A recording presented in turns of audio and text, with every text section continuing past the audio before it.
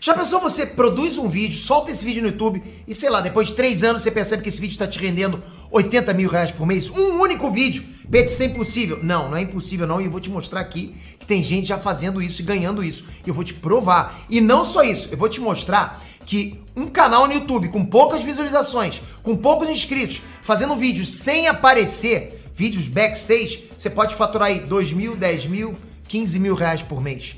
Basta você querer e eu vou mostrar pra você agora. Já pensou, você produz um vídeo, solta esse vídeo... Mergulhador profissional, falei, você é 01 desse trem aqui, foi 001. Tá? Muita vontade. Você vai atrás. Eu ganhava minha vida em Eldorado, pescando com o Gilmar, né? Até eu cometi um erro no passado com ele, sempre me desculpei, né? Mas ele me marcou negativamente, com razão, sobre um erro, não quero falar qual erro contra ele, o Gilmar, meu colega de pescaria. Tá? Geralmente roncava a trovoada, a gente saía da escola, acabava 11 horas da noite, e da meia-noite às 6 arrastando rede. Das 6 às 8 limpando peixe. E das 8 às 10, minhas 2 irmãs e meu irmão mais novo vendendo peixe na rua. Só o dinheiro que eu sobrava, eu ia no cinema do Seu Lelé, assistia o Tarzan, às vezes você assistia 2 vezes o mesmo filme, e torcendo contra o jacaré que queria comer a Jane. Naquele tempo, comer a Jane era morder a Jane, engolir a Jane. Uhum. Hoje é outra história. Tá? Também comprava versículos da Enciclopédia Conhecer, onde aprendi a fazer sabão ali, por exemplo. Aprendi o que é espectro, por que o pessoal estudava os planetas, e de acordo com a luz, de acordo com a dispersão no espectro, você sabia qual era a composição química lá daquele planeta. Daquele planeta não, né? O planeta não tem luz, daquele astro. E fui fazendo, aprendendo, vivendo, né? E vencendo na vida. Entendi. Sobre 2018 ainda, cara, você foi eleito pelas urnas eletrônicas, né? Sim, que vamos falar sobre isso. Hoje tu bate com força. Teve um evento lá que você chamou os embaixadores para basicamente falar mal das urnas eletrônicas. Mas já foi eleito pelas urnas eletrônicas desde o começo, que elas foram implantadas, né? Eu apresentei lá atrás um projeto para o voto impresso. Mas em 93 o senhor pediu para ser urna eletrônica, não foi? Não, lá atrás, no começo, eu apoiei a eletrônica. Mas você pode ver, hoje falei com banqueiros aqui na Febraban. Uhum. Eu perguntei, por que vocês gastam uma fortuna para se precaver de ataques cibernéticos? E a gente não? O Brasil não? Eu falei para eles, vocês podem ter um órgão em Brasília, não falei que era o TSE, né? Tá. Vocês podem pegar a tecnologia lá e deixar de gastar uma fortuna com isso. Tudo se aperfeiçoa.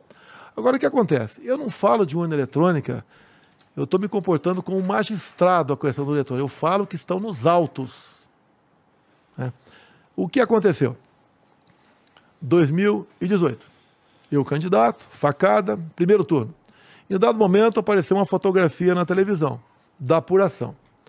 Apurado mais ou menos 10%, apurado quase 90% do Nordeste e aproximadamente 40% do Sudeste. Eu estava com 49%. Ganhei eleições. Pô, quando acabou o primeiro turno, passei para 46%. Espera aí. O forte do PT é o Nordeste. Fiquei chateado, tudo bem. Segundo turno, eu ganhei. Daí aconteceu algo fantástico. Que eu falo para a imprensa não quer ouvir. Eu dou o inquérito da PF de 2018 para quem quiser. Para quem quiser. Apesar do Supremo falar que ele é confidencial, não é confidencial, estão mentindo. Quem fala é o Barroso e o Fachin, estão mentindo. Tá? Então, se um jornal procurar o senhor atrás disso daí... Ninguém quer procurar, já ofereci para todo mundo. Posso mandar para você uma cópia do inquérito. Então, o que aconteceu? Houve uma denúncia de uma lauda dizendo que os hackers ficaram dentro do TSE por vários meses e poderiam ter feito um montão de coisa. Quando a ministra Rosa Weber tomou conhecimento daquela denúncia, imediatamente ela pediu para abrir um inquérito. Que se houve fraude, fraudou quem ganhou. Eu havia fraudado. Sim. Bem, começou rapidamente a Polícia Federal, decisão urgente da ministra Rosa Weber, apurar a fraude naquele papel da denúncia. Então, e rapidamente o TSE começou a prestar informações. Então, o que eu vou falar aqui está assinado pelo seu Giuseppe, é o chefe da UTI, lá do Giuseppe Giannini. Giuseppe Giannini.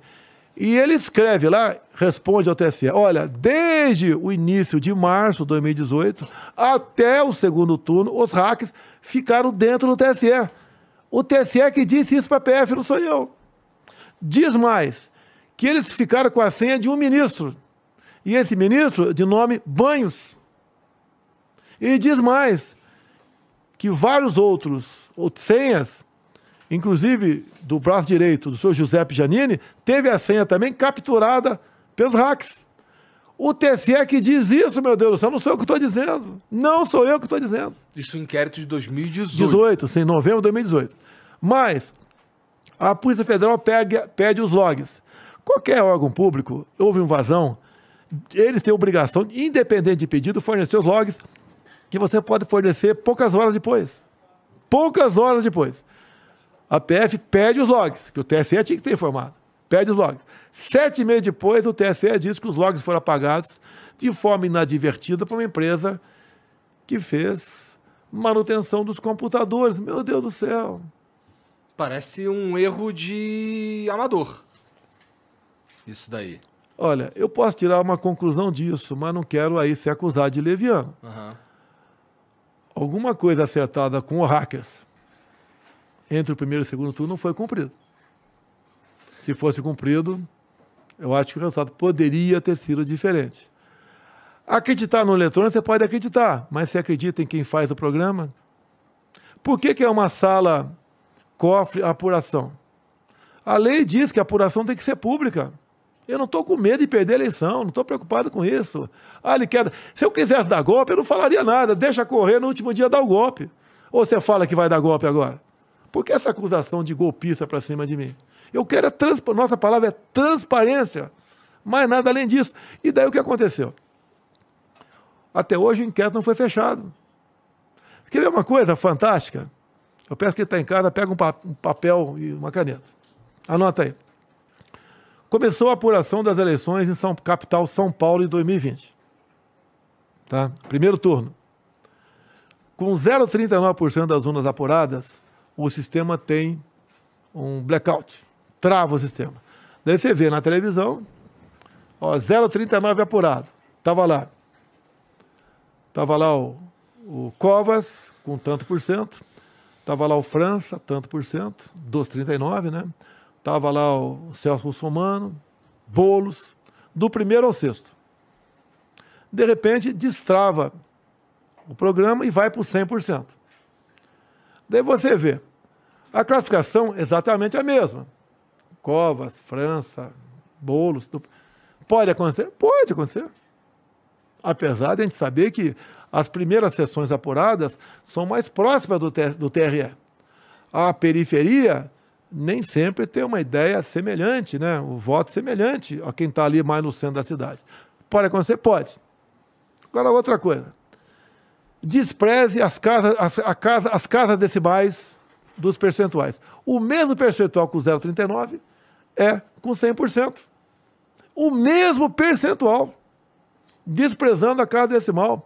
Se você pegar o 7º e o 8º lugar, acho que foi a Joyce House, mas não sei mais quem, ambos tiveram pelo turno 1, alguma coisa. No segundo turno, ambos tiveram 1, alguma coisa. Só inverteu o percentual. Isso pode acontecer? Pode. É quase você achar um grão de areia na praia de Copacabana. São suspeitas. Por que não aceitar as propostas das Forças Armadas? As Forças Armadas não estão interferindo no processo eleitoral. Em portaria de outubro do ano passado, o senhor Luiz Roberto Barroso, então presidente do TSE, convidou as Forças Armadas a integrar uma comissão de transparência eleitoral.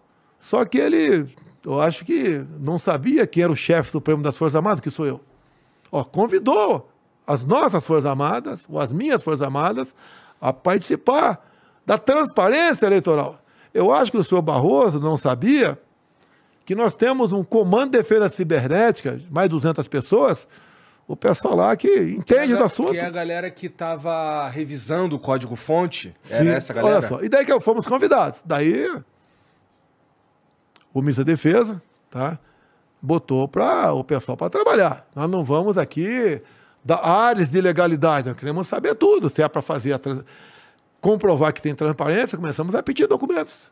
E queremos, desde o começo, vamos reunir a equipe técnica do Comando de Defesa Cibernética com a equipe técnica do TSE.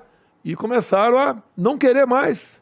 Dado momento, o ministro Fachin falou, olha, eleições é questão para forças desarmadas e não armadas. Por que convidaram as Forças Armadas? Daí as Forças Armadas fizeram uma dúzia de sugestões. E daí fecharam a questão que 2 seriam negociáveis de acordo com a lei. Primeiro é checar as urnas no dia da votação. Começou a votação aqui, por exemplo, tem 10 urnas aqui. Começou a votação. Tá? Via sorteio, aqui, por exemplo, pega aquela urna, 8 da manhã, bota para cá, faz de conta que deu pane, bota a urna reserva lá e faz a votação normal. Do lado de cá, começam pessoas a votar sabendo que estão sendo filmadas. Ô, Igor...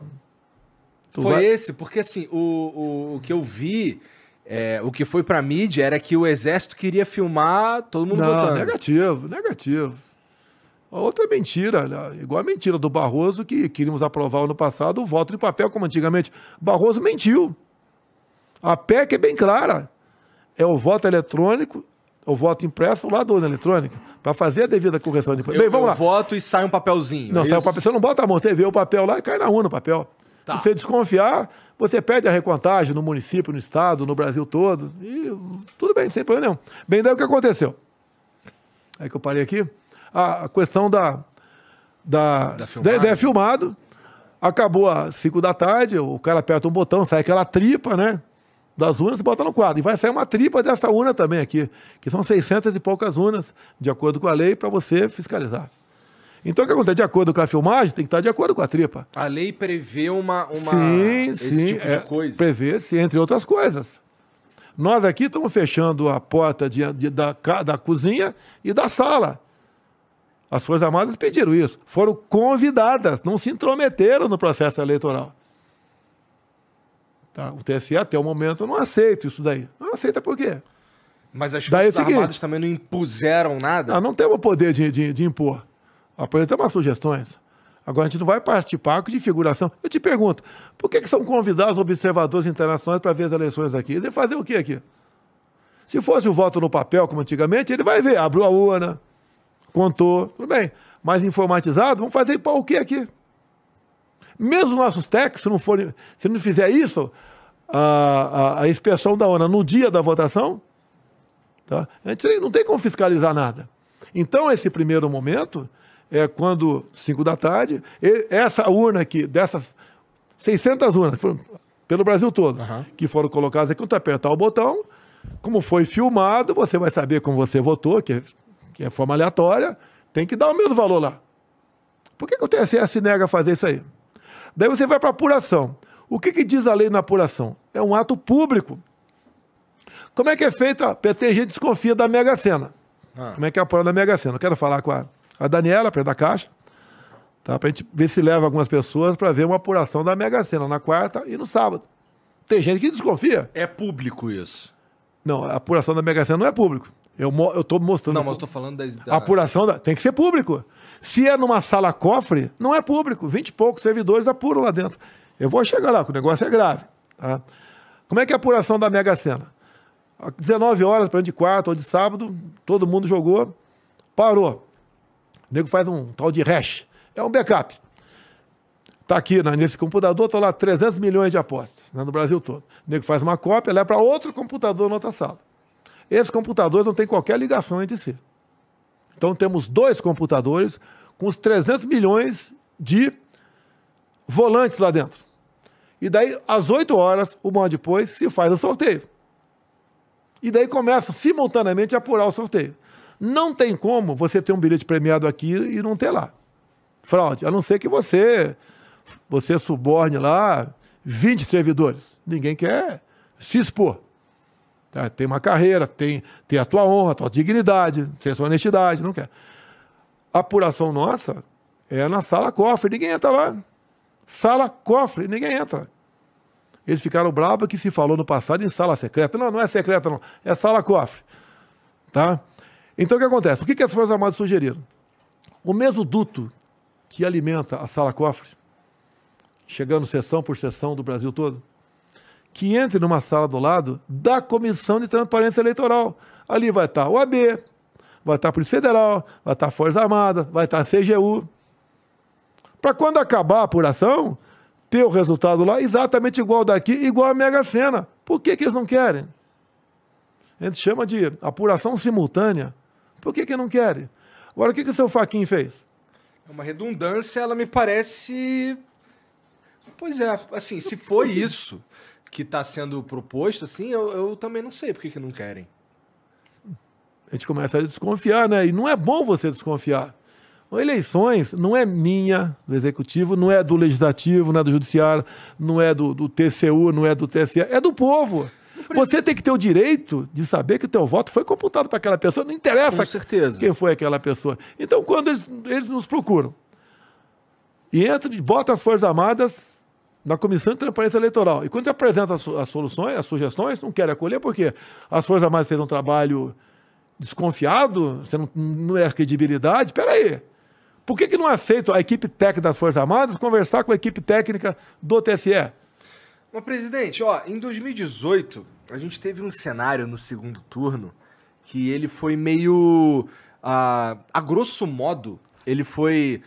o senhor ganha as eleições com um pouco mais de 1/3, o segundo lugar fica com um pouco menos de 1/3, e a gente tem mais ou menos 1/3 de pessoas que não quiseram votar. Ou votaram nulo, votaram em branco, qualquer que seja.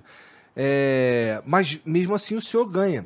Então, não era um cenário ainda mais fácil de se manipular para, por exemplo, porque assim, o senhor, pelo que o senhor está falando assim, a ideia que passa é eles não me querem aqui e vão fazer de tudo para algum outro candidato ganhar. Então, mas em 18 você ganhou. Olha, eu não quero aqui fazer ilações. Tá. Por que o inquérito de 2018 não foi fechado até hoje?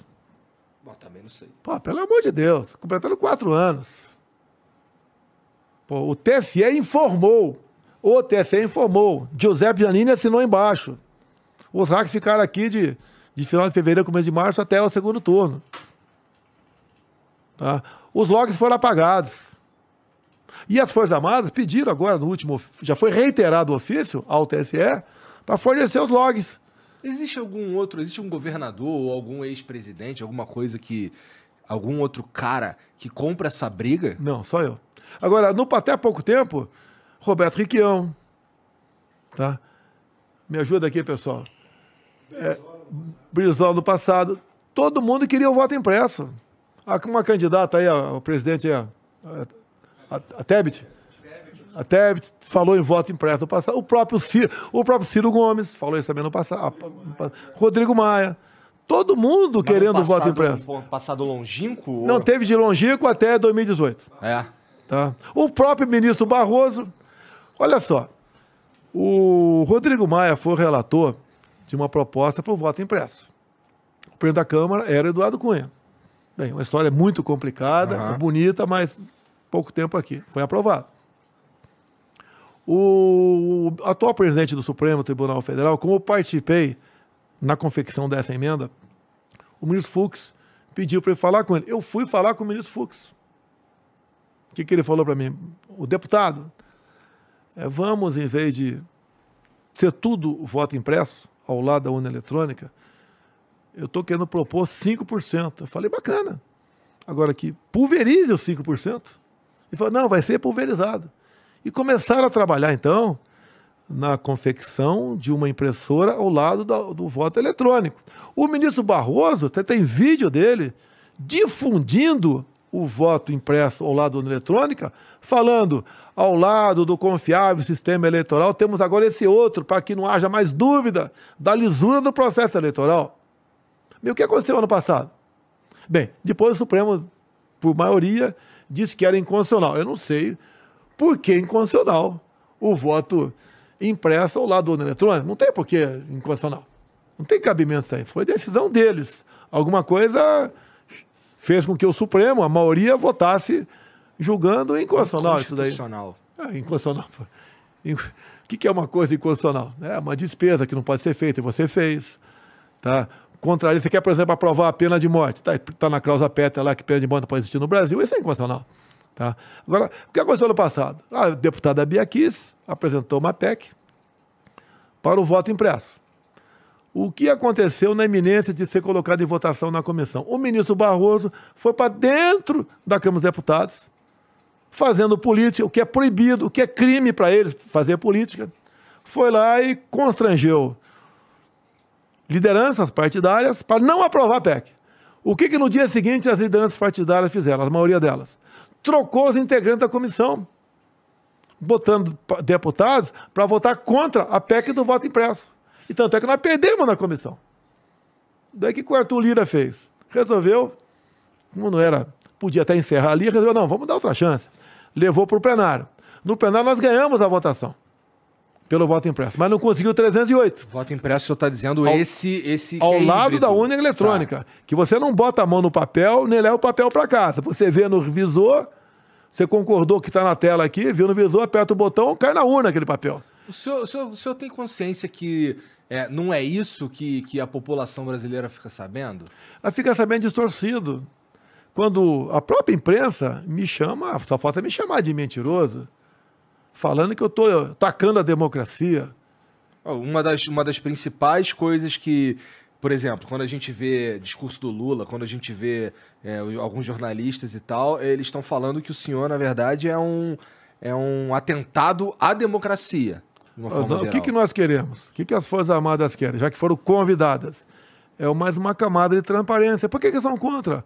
Qual o problema da gente pegar 600 urnas por sorteio pelo Brasil e fazer esse teste filmando aquela urna para o lado de cá? Por que é contra? Porque um programa malicioso pode estar dentro daquele computador. É que eu falei na Febraban hoje. Por que vocês gastam uma fortuna, né, dessa guerra cibernética para evitar que hackers transfiram contas ou saquem dinheiro de vocês? E os caras falaram para mim lá, olha, gastamos uma fortuna realmente. Não, eu fiz uma brincadeira, olha, tem um órgão em Brasília que o sistema é impenetrável, é inviolável, é inexpugnável. Aí o pessoal sorriu. Pô. Sim. Olha, agora você pode ver. Vamos lá, uma coisa importante. O presidente Bolsonaro se reuniu com embaixadores para criticar a urna. Não. Eu me reuni com os embaixadores para mostrar o inquérito de 2018, que não tem qualquer classificação sigilosa. Mente Barroso e mente Fachin ao dizer isso. Nossa, eu não estava criticando as urnas eletrônicas. Espera aí, vamos lá. Tá. Vamos lá. O que eu mostrei foi o inquérito de 2018. Tá? Agora, o que aconteceu 2 meses antes? O senhor ministro Fachin, presidente do TSE, se reuniu com 75 embaixadores ou representantes. Quem trata de política externa sou eu, presidente da República, junto com o meu ministro lá das Relações Exteriores. Ele se reuniu com 70 e poucos embaixadores, falou da urna eletrônica, uma maravilha. É tão bacana que nenhum país do mundo quer essa urna nossa, a não ser Bangladesh, Butão e mais um outro perdido por aí. Tá? E falou no final, olha, quando, por ocasião do final das apurações, vocês, embaixadores, devem imediatamente se dirigir aos seus respectivos chefes de Estado e reconhecer o ganhador das eleições. Só faltou ele falar que era o Lula. Esse foi que o Fachin falou. Daí eu repus a ordem na casa. Falei do inquérito de 2018, como conversei com você aqui. Que nós queremos a transparência, porque a fama minha lá fora é de golpista. Não quer aceitar o resultado das eleições. Nós queremos eleições transparentes, limpas. Se o Lula está na frente, ganhando o primeiro turno, por que não aceitar essa outra camada de transparência para o Lula ganhar, para evitar que alguém derrote o Lula na fraude? Por que não? Suspeito o negócio, né? O senhor vê no horizonte aí alguma possibilidade de que haja esse tipo de mudança nas eleições? Porque eu estou esperando, eu acho que dá para a gente negociar isso aí, tá? As Forças Armadas junto lá no TSE. Apesar de nós termos reiterado o ofício pedindo informações, esclarecimentos, tá? Que nós não queremos ser uma moldura nas eleições. Eu falei do caso de São Paulo para você agora há pouco. Pode acontecer? Pode. Você achar um grão de areia que eu joguei em Copacabana? Pode achar? Pode. Tá? E tem mais coisas também que você... Entendi. Não, mas a gente não quer polemizar esse assunto, não queremos uma transparência, mais nada. As Forças Armadas não estão se intrometendo nas eleições, foram convidadas. E se foram convidadas, elas querem mostrar, né, que nós participamos da Comissão de Transparência Eleitoral e você pode acreditar no resultado que tem, desde que você aceite isso. Não tem despesa. A despesa é nossa. O senhor já parou para pensar como é que seria um resultado adverso nas eleições? O que você ia fazer? Olha, a gente não pode concluir uma eleição sobre o manto da desconfiança de um lado ou de outro. Não é vai fazer ou não vai fazer. Você pode ver, eu ando pelo Brasil todo, sempre andei. Como eu sou tratado, não no local do evento, às vezes uma inauguração, um evento religioso, é ao longo do percurso todo. Como o povo me trata. Muito bem, como eu tive agora em Recife. De uma marcha para Jesus, sim. O público é simpático a nós, sim. Mas nos prédios, o pessoal com bandeira verde e amarelo. Na retorno, o pessoal cumprimentando. Raramente alguém fala lá homofóbico, fascista. E nessa churrascaria em São Paulo aqui, que circulou um vídeo aí dizendo que a galera tava expulsando o senhor. Teve um cara que gritou. Segundo aqui, tá faltando a informação do nosso amigo aqui que ficou, né? O cara gritou, é um marqueteiro. Mas o senhor conseguiu almoçar em paz? Não almocei. Eu botei vídeo depois, eu tiro fotografia com todo mundo. Um cara gritou igual um doido varrido. Fora Bolsonaro! Acontece. Um cara gritou. Tá? Entendi. Agora, se eu acho que fosse maltratado nesses lugares, eu não iria mais. E vou.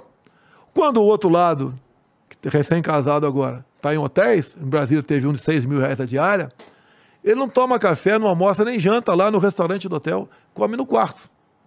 Porque ele não é bem-vindo até em restaurante do hotel que ele está hospedado. Olha a diferença. Então o que a gente não quer, não gostaria? É que qualquer lado levantar suspeição, meu Deus do céu. Eu não estou com medo de perder uma eleição numa democracia. O medo é perder a democracia numa eleição. Eu podia ficar quieto. Para mim é muito mais fácil estar do lado de lá. Ou não é? Com certeza. Só tenho dor de cabeça. Esses dias circulam jornais, né? Bolsonaro, se não for reeleito, será preso. Preso por quê? Mas tem um movimento, presidente, e o senhor talvez possa me esclarecer sobre isso. Há um movimento, segundo alguns jornalistas e tal, eu li isso daí na mídia e tal, que tenta dar a ex-presidentes uma espécie de cargo vitalício. Eu li isso aí. Para que não tenha uma certa anistia ou uma imunidade, de certa forma. Não estou interessado nisso. Vão falar que eu estaria pedindo arrego. Peidou na farofa, né? O linguajar. Não estou interessado nisso. Não quero essa imunidade. Eu quero meu país democrático. Eu não quero que meu país entre no trenzinho da Cuba, Venezuela, Argentina, Chile e Colômbia. Eu não quero meu país indo para a esquerda, onde, por exemplo, os direitos e garantias individuais são suprimidos. Cada vez mais nesses países você vê que a liberdade de expressão deixa de existir. Aqui o outro lado fala abertamente em controle social da mídia, fala em limitar aqui as mídias sociais, até você seria limitado aqui. O outro lado fala que não podemos permitir fake news. Quem vai dizer o que você falou agora é fake news ou não? É a turma lá do Supremo Tribunal Federal, a mesma turma que prendeu. Que democracia é essa? Que um ministro supremo prende um deputado federal. E não foi por pedofilia, não foi para ter matado ninguém, por ter falado. Não interessa o que ele falou. Eu não gostaria que falasse aquilo de mim. Ou você vive numa democracia que tem liberdade ou você não vive. Que democracia é essa que você vê durante a pandemia, né, governadores, muitos, né, fechando igreja? Você não fecha nem em época de guerra, tu fecha igreja. Algemando mulher em praça pública, caçando surfista na praia, ou dando toque de recolher. Tem um município de Goiás que tinha a sirene, como se fosse a Segunda Guerra Mundial, a aviação vai atacar. Teve um município do Rio de Janeiro... Como é que é? Teve um município do Rio de Janeiro que o prefeito falou, hoje só sai de casa quem for CPF par, amanhã CPF ímpar. Assim como tem rodízio de carro em São Paulo. Sabia disso. Por decreto. Fizeram barbaridade. Olha só, que democratas são esses que assinaram essa carta pela democracia e falam que eu sou ditador? Quando eles tomaram medidas restritivas mais graves do que um possível decreto de estado de sítio. Para eu baixar o estado de sítio, que pode ser época de guerra, comoção nacional, etc., eu mando o decreto para o parlamento. Se o parlamento concordar nas duas casas, eu imponho o estado de sítio. E qualquer coisa errada, eu pago ao pato. Muitos governadores e prefeitos fizeram barbaridade e não pagaram pato nenhum. ainda foram aplaudidos aqui por autoridades lá em Brasília, como se estivesse defendendo a vida do cidadão. Mas e é que diga uma essa coisa, foi a toada do mundo, não foi, presidente? mas qual o problema que é no mundo? Você tem que ter a tua política aqui. Vamos ficar subordinado ao MS? Tá? Você vê uma coisa bem clara. Diz a história. Quem abre mão de um pouco da sua liberdade para ter segurança, acaba não tendo nem segurança nem liberdade. Isso a história mostra pra gente. Olha, eu estou fazendo isso, te restringindo, dizendo que aqui, igual o governador do Rio Grande do Sul, nessa gôndola aqui você pode comprar o que está aqui, naquela você não pode, mas é para o seu bem. Ué, por que é para o seu bem? Quem é ele para dizer o que é meu bem? Quando começou a decidir quais são as atividades essenciais, eu queria botar lá, a atividade essencial é toda aquela necessária para o homem ou a mulher levar comida para os seus filhos em casa. Por que é essencial você ser enfermeiro? Que é essencial? E não é para um cara que está vendendo pipoca na praia. Porque leva comida para casa em cima da pipoca. Tá? Então, começaram a restringir liberdades pelo Brasil. Essas pessoas que assinam agora manifesto pela democracia, que é um grave ataque à minha pessoa, como se eu não fosse democrata. Olha, o que os artistas que assinaram querem? A volta da Lei Rouanet. Eu não sou contra a cultura. Tá? Agora, quando eu assumi a Lei Rouanet, um artista podia pegar até 10 milhões da Lei Rouanet. Nós passamos rapidamente para 500 com critério. O que a CUT quer? A volta do imposto sindical. Foi o Temer que tirou lá atrás, mas eu mantive do meu governo, que queriam rever essa questão. Não vou acusar banqueiro agora, não. Os banqueiros são essenciais também, como qualquer outra atividade no Brasil. Mas levaram uma paulada com o Pix também. O Pix foi o meu governo que criou. Como assim levaram uma paulada? Ah, porque não tem taxa. Não tem taxa, não tem taxa. Quanto é que deixa de arrecadar para? Não sei, 20 bilhões. Puta sacada do Pix. Você entende essa sacada do Pix? É o Banco Central, o Roberto Campos. Agora, o que acontece? Confesso que no começo eu ficava meio assim, putz, esses caras estão querendo saber o que eu faço com o meu dinheiro, tem que botar o CPF lá, não vou usar Pix não. Mas aí foda-se, acho que o COAF e a Receita sabe da tua vida toda. Fica muito melhor do que você está pensando via Pix, muito melhor. Fica tranquilo, tá certo? Então, poxa, o Pix transformou muita gente que nunca tinha entrado num banco como um microempresário. Ele faz seus negócios ali. Acabou, você pode ver, a violência também diminuiu do Brasil, no meu entender, em parte do Pix. Porque as pessoas não andam mais com dinheiro na carteira. Na carteira, o cara do comércio, que fechava a feira dele 10 horas da noite ou meia-noite, ele passou a trocar 30 BR para você, 50 para outro, no Pix ali. É o Pix Saque, né? Uhum. Começou a melhorar. Começou a aparecer uns golpes novos também. Nós estamos aposentando o caixa eletrônico. Assim como aposentamos a máquina de escrever lá atrás, aposentou-se o orelhão também, ninguém mais sabe o que é orelhão, né? As coisas vão mudando, só não muda a urna eletrônica, essa não muda, nunca, tá? Não estou desconfiando, eu estou dizendo que nós devemos nos precaver para não sermos surpreendidos. Depois que acontece, não adianta você pedir VAR depois que aconteceu. E graças a Deus, parabéns, ministro Barroso, sou seu admirador, que o senhor convidou as Forças Armadas para fazer parte da Comissão de Transparência Eleitoral. Um beijo, Barroso. Uma coisa sobre as eleições que é interessante e que eu gostaria que o senhor comentasse, lá no começo, quando a gente começou esse assunto, eu falei sobre o Messias, sobre o Salvador da Pátria.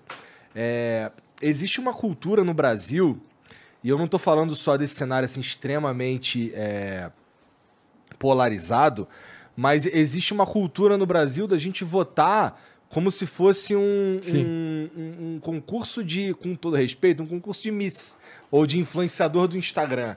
Quem é o cara que tem mais seguidores? Assim, porque, honestamente, eu não sei qual que é o teu plano de governo e também não sei qual que é o plano de governo do Lula.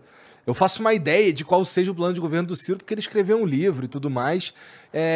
O que você pensa sobre as pessoas votarem muito mais baseado no sentimento do que de forma racional?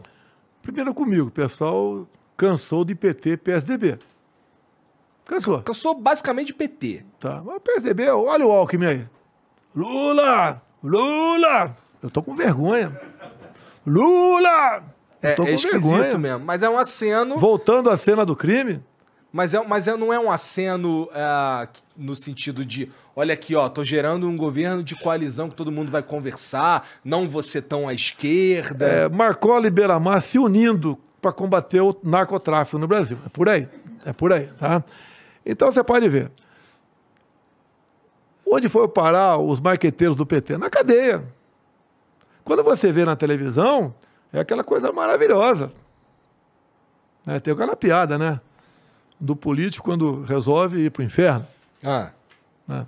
E quando chega no inferno, tá quente. Daí ele fala pro diabo, pô, você falou lá atrás que tinha aqui, tinha tudo, mulher, vinho, cerveja. Não.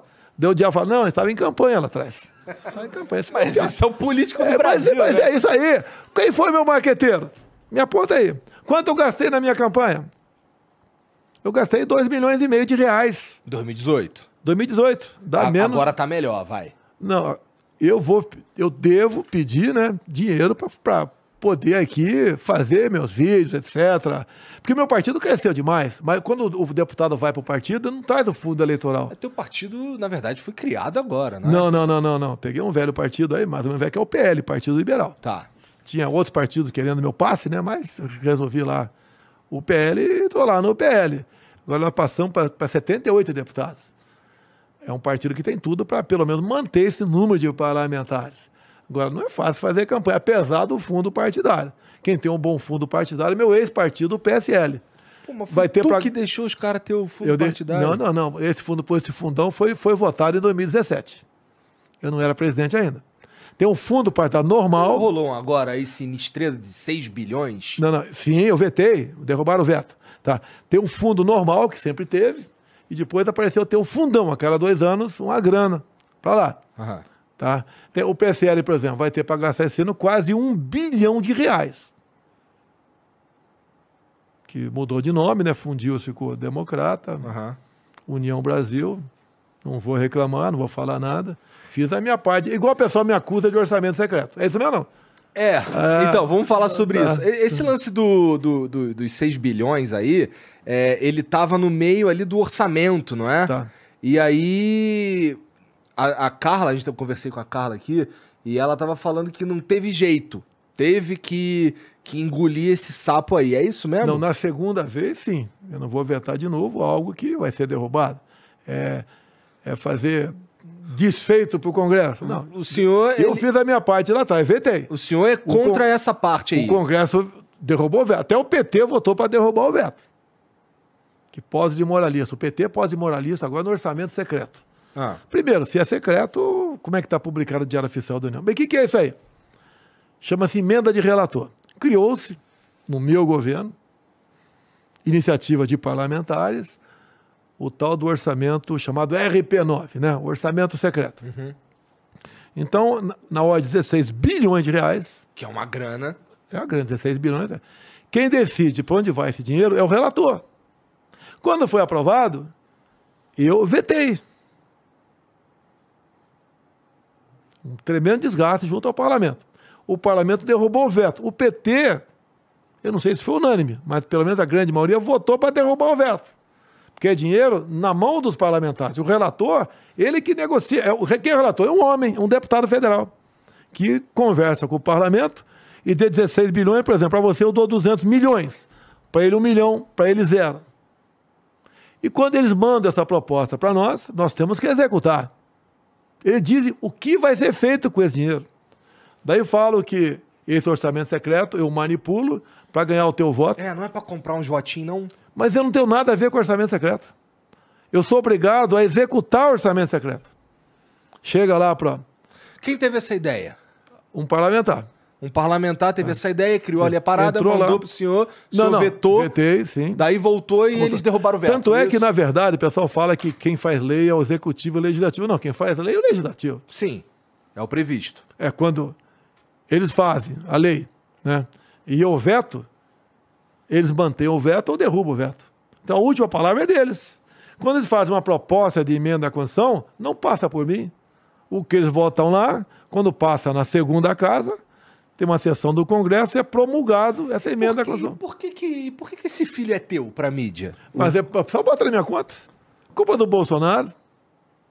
É, porque assim, Eu não tô te mostrando. esse filho é totalmente teu na mídia. Sim. O voto. Eu tô comprando o secreto. voto com orçamento secreto. Orçamento secreto. Primeiro que não é secreto, que tá publicado em Diário Oficial da União. Outra que eu vetei essa verba extra. Mas foi tua base que inventou isso, presidente? Você pega de todos os partidos. É. Eu acredito que de todos. Pode ser que eu tenha me equivocado Tá aqui. bom. Eu posso até fazer o levantamento e te mandar aqui para ser pro Tá próximo bom. programa você botar aí. Mas praticamente todos os partidos. Eles- Isso é meio sujeira, né? Não? o que eu vejo? Tem deputado que manda para boas obras. Agora, como eu te falei, o cara pode dar 200 milhões para você e nada para outro cara aqui do lado, de acordo com a tua Não influência. foi disso aí que surgiu aquele papo de tratoraço? Ah, sim, bota foi? na minha conta. Vai para minha conta. Então, Mas o senhor não tem nada a ver com isso? Nada, zero. Eu sou obrigado a executar o orçamento. Entendi. Tanto é que é uma briga. Você, hoje em dia, sendo o relator do orçamento, você tem mais poder que qualquer ministro meu. O Tarcísio mexe 7 bilhões por ano. Aham. Lá, 16 bilhões. O senhor corre o risco de perder o Tarcísio, né? Porra, eu fico com uma dor no coração terrível, né? Eu quero que o Tarcísio tenha sucesso. Vai ser bom para São Paulo, excelente para São Paulo, um baita de um gestor. Conversei com o Tarcísio aqui, ele me surpreendeu, porque a gente foi falar de uma rodovia que tem lá em Magé. Ele lembra de cabeça E o nome ele da sabe, eu fiquei, sabe. cara, ele falou inclusive onde era. E nessa conversa aí, com todo respeito, ele falou aqui também que ele só tem uma bola. É igual a BR-319, que liga ali Rondônia, né, Porto Velho a Manaus. Foi dada agora, depois de vários anos, uma licença provisória por parte do IBAMA. Trabalho do Tarcísio, trabalho do Ricardo Salles lá atrás, para a liberação ambiental, atualmente do ministro Juca. Extremamente controverso, o Ricardo pô. Salles também. Aquele caso dele, não tem nada. Bom, tem um recorde de queimada na Amazônia e tudo mais, né? Bem, vamos lá. Quando, de forma covarde, como sempre, né, executaram 2 pessoas lá no Vale do Javari, Sim. que é o que um lá do Um indigenista Reino Unido e e um indigenista. Isso. Tá? O Dom e o... Esqueci Daí um ex-presidente falou, comigo vai ser desmatamento zero. Lá tem tráfico, lá tem tudo ali. Ali é terra de ninguém. Os caras que saem, como eles saíram, pelo amor de Deus, pô. É você subir uma comunidade do meu Rio de Janeiro, que agora está protegido pelo Fachin, né? A polícia não pode entrar. Você vai pedir para se dar mal. Você conhece, é do Rio de Janeiro. Vai pedir para, talvez, entrar no micro-ondas. Os caras foram. Daí um cara aí que já foi presidente, né? Quando eu for presidente, o desmatamento vai ser zero. Daí eu peguei um assessor meu, O liga... senhor faz uma boa imitação. Gostou, né? Inclusive, deixa eu ler aqui o tema aqui, já que é uma boa imitação, deixa eu fazer na prática.